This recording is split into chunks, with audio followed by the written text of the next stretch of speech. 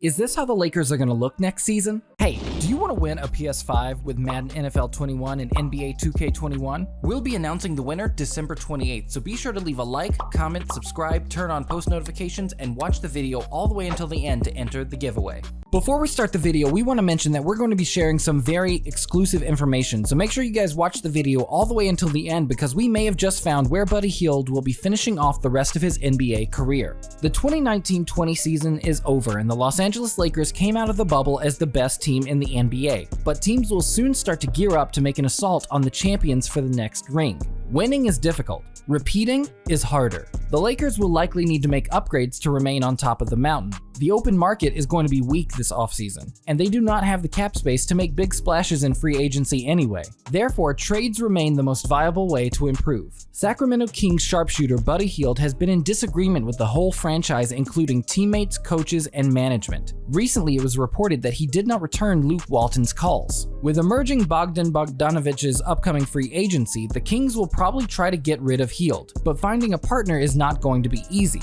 His 4-year, $94 million contract kicks in just next season, which means someone should be willing to pay him the whole amount it stipulates. Now make sure you guys continue watching because I'm going to be going into the ultimate reason as to why the Lakers are going to be trying their hardest to trade for Buddy Hield. This year, the Los Angeles Lakers finished 23rd in three-point attempts in the regular season and 21st in percentage. Through the playoffs, they were 12th out of 16 in percentage. It's an area they definitely could improve to become an overall threat and raise their chances at winning another title.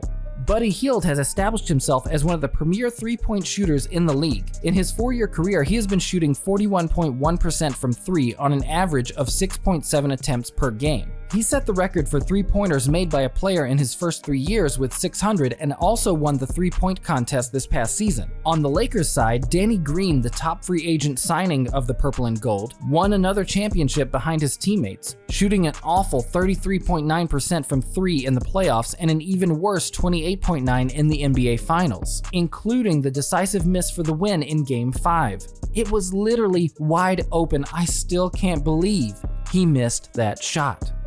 Hield would represent a massive upgrade over Green. Despite the ups and downs he suffered this past season, he still managed to finish with 39.4% from three on 9.6 attempts per game. Furthermore, he is more than a one-dimensional player as Danny is. He is also capable of driving to the basket and finishing around the rim, while he is also developed into a reliable mid-range jumper, shooting 40% between 10 feet and the arc. Unfortunately, Buddy is a well-known liability on the defensive end. It is not like Danny Green, as much as celebrated and paid as a defensive specialist is much better. His defensive numbers dropped significantly in the postseason when it came to defending the best players in the league night in and night out, and he clearly struggled to stay in front of his man. His performance was so awful that in the decisive Game 6 of the NBA Finals, he was assigned with the least dangerous player on the Miami Heat's lineup, Jay Crowder. Throughout the playoffs, the best players on the other teams were constantly assigned to Alex Caruso, LeBron James, Kentavious Caldwell-Pope. Even Anthony Davis was appointed to defend Jimmy Butler for the majority of the series. In a well-structured defensive system guided by experienced veterans who can help him to understand the approach and sort out the clues, Hield might feel prompted to commit and improve just enough to not be a total impairment for his team.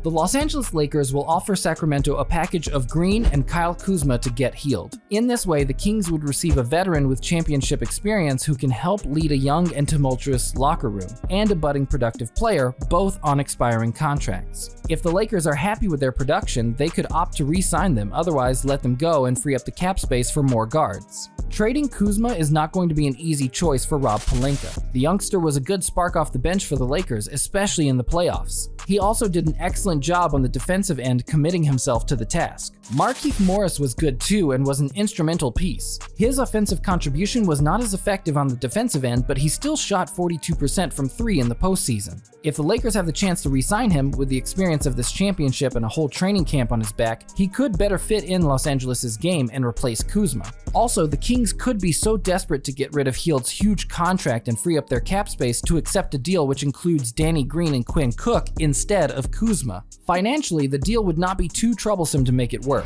Now you're probably asking yourself, why would the Lakers agree to the trade? Well, Hield would give the Lakers the reliable third scorer and elite three-point shooter they need to complement LeBron James and Anthony Davis. Buddy is a proven 20 points per game scorer and career 41.1% shooter from deep. While he's not the defender Green is, he's 6 years younger and exactly what the Lakers need offensively. He also has the size and athleticism to be a better defender when immersed in Frank Vogel's defense-first culture. While the Lakers love Kyle Kuzma's growth as a defender, playmaker, and rebounder, the reality is he's a starter quality player who plays the same position as the team's 2 superstars and their most valuable trading chip. The timing is also perfect right now to move Kuzma, who will become a restricted free agent after next season and will certainly attract offers worthy of a starter, especially if he improves his mediocre three-point shooting.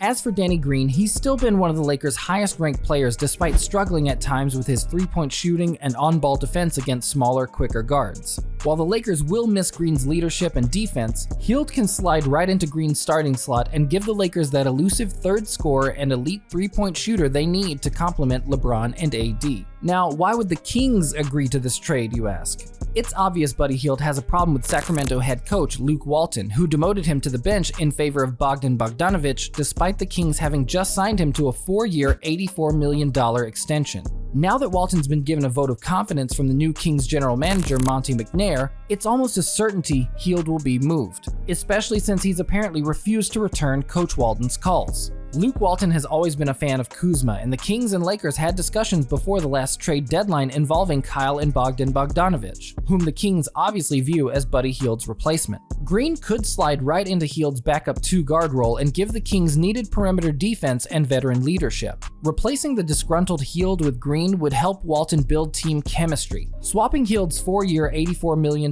deal with Green's $15 million expiring contract makes good business sense for the small market Kings. The trade would also give new GM Monte McNair financial flexibility going forward. Beside addition by subtraction, it would give the Kings a chance to see what Kuzma and Green can bring without a long-term commitment. Now make sure you guys continue watching because I'm going to be going into detail and exclusive information on how this trade will definitely happen and why it makes sense. Now let's say one of the teams has an issue or disagreement with this trade. A slightly different proposal the Lakers could offer the Kings could look a little like this. The Lakers get Buddy Hield, and the Kings get Danny Green, JaVale McGee, Talon Horton Tucker, and the 28th pick in the 2020 NBA Draft. For a player that seemingly wants out, the Sacramento Kings get a relatively good return for the disgruntled Hield. Danny Green, while not the same scorer as Hield, offers significantly better defense and when in form is a borderline elite three-point shooter. The genius of Danny Green is that he is an ideal complementary piece who isn't going to impede on the main players getting their shots off.